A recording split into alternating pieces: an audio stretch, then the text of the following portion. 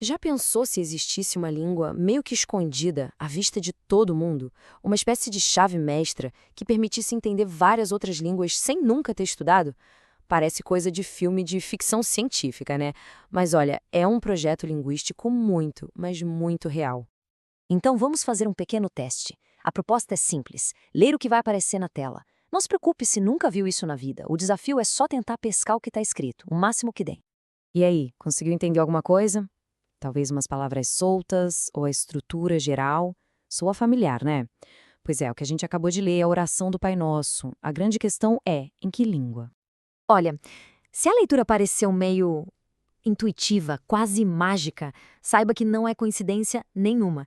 Essa sensação de eu já vi isso em algum lugar é, na verdade, a base de tudo. É que é o seguinte, quem fala português, espanhol, francês, italiano, ou até mesmo inglês, que tem um monte de palavras que vêm do latim, bate o olho num texto desses e consegue sacar a maior parte. E o mais legal? Isso não é por acaso. Foi tudo planejado para ser assim. Bom, o nome dessa língua misteriosa é interlíngua. E ela nasceu com um propósito bem claro: servir como uma ponte. E essa palavra naturalista é a chave de tudo. Porque, diferente de outras línguas planejadas, a interlíngua não foi inventada do zero. Pelo contrário, ela foi meio que descoberta, extraída de um vocabulário que já existe e que é compartilhado por milhões de pessoas. Uma forma bem legal de pensar nela é como um latim moderno. Sabe? Ela pega toda aquela herança gigante do latim que está viva no nosso dia a dia e dá uma simplificada. O resultado é uma ferramenta de comunicação que não é de nenhum país específico, mas que muita gente consegue entender. Tá, mas como é que se constrói uma língua assim? Não foi um projetinho de fim de semana, viu? Foi um trabalho acadêmico super sério e rigoroso. Olha, isso aqui foi uma saga, um projeto que levou quase 30 anos. A ALA, a associação por trás disso, foi financiada por gente grande, tipo a Fundação Rockefeller. Eles juntaram o time de linguistas de peso para criar de um jeito super metódico a língua auxiliar mais funcional que se pudesse imaginar. A primeira coisa que essa equipe fez foi definir o que eles chamaram de línguas de controle. Elas seriam a matéria-prima. A regra era clara: uma palavra só podia entrar na interlíngua se ela já existisse em pelo menos 3 desses grandes grupos de línguas, que incluíam o nosso bloco espanhol/português. O processo era super sistemático. Pensa assim, eles pegavam um conceito tipo olho, aí olhavam como se diz isso nas línguas de controle, oi, óquio, ojo, olho, e também em palavras internacionais derivadas, como ocular, oculista. Com tudo isso na mão, eles chegavam na forma mais neutra e reconhecível, óculo. Mas olha, a grande sacada da interlíngua não está só no vocabulário. O verdadeiro pulo do gato, a genialidade da coisa, está no que eles fizeram com a gramática. A regra de ouro era de uma simplicidade genial. Se uma complicação gramatical, sabe, tipo concordância de gênero ou aqueles tempos verbais complicados, se isso não existisse em todas as línguas principais, simplesmente era eliminado, cortado, sem dó. Isso aqui mostra a mágica acontecendo. Pega o espanhol como exemplo, onde o adjetivo tem que concordar gatos negros. Na interlíngua, acabou essa dor de cabeça. Fica gatos negre. O adjetivo não muda nunca. Isso por si só já elimina uma das maiores barreiras para quem está aprendendo essas línguas.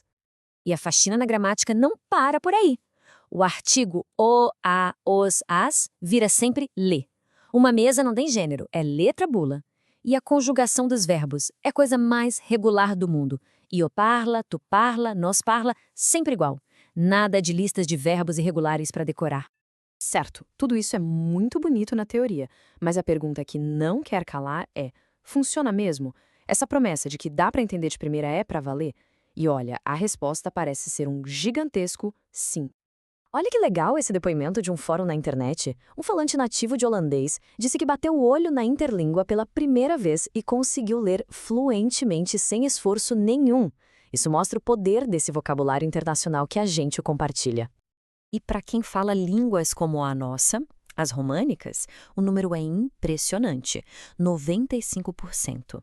Esse foi o nível de compreensão de um falante de francês lendo um texto em interlíngua pela primeira vez, sem nunca ter estudado. É quase como ler um dialeto da própria língua. E não é só no texto escrito, não. Tem uma história muito boa de uma conferência em Portugal. A plateia de portugueses, preferiu ouvir uma palestra em interlíngua do que em inglês. Acharam muito mais fácil de entender. Ok, vamos trazer a conversa para os dias de hoje. A interlíngua virou aquela língua universal que os criadores sonharam? Sendo bem direto, não. Mas o papel que ela ocupa hoje talvez seja até mais interessante. Não dá para negar, o inglês dominou o mundo como língua franca. Mas isso não significa que a interlíngua perdeu seu valor. Muito pelo contrário, isso só deu a ela um novo propósito, uma nova utilidade. Hoje, a interlíngua funciona como uma espécie de degrau. Como a gramática é super simples e o vocabulário é familiar para a gente, aprender interlíngua primeiro deixa o caminho para aprender espanhol, francês ou italiano muito mais fácil. Além disso, por não ser de país nenhum, ela é um terreno totalmente neutro para a comunicação. E tudo isso nos leva a uma reflexão final, né? Num mundo super conectado pela tecnologia, mas ainda muito dividido pelas línguas.